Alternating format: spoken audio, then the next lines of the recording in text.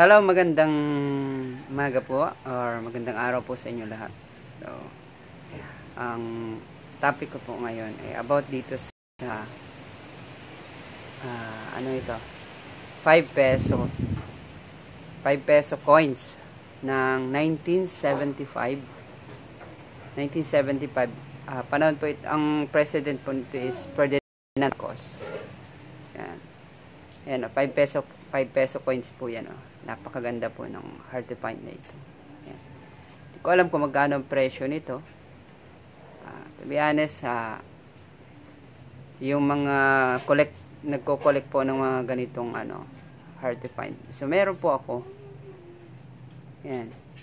Hindi ko alam kung magkano yung pinakang price nito. Pero ang alam ko nito, napaka hard to find na po nito. Bagong lipunan.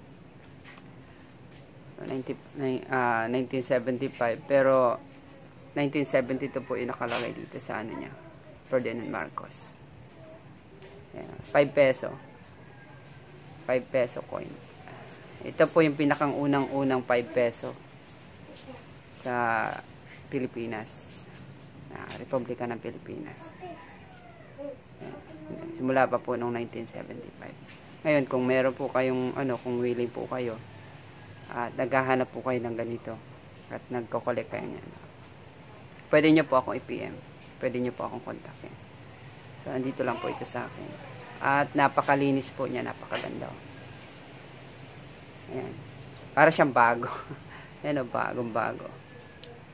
So, ayan and then meron din ditong ito naman is 1972 rin na piso. Ayan. Ayan. Yun nga lang, meron siyang parang lang konti. Pero so far naman siya. Ito nabasa lang to. Malinis naman siya. Tapos yung kalabaw. Ayan. So, yun lang. PM niya lang po.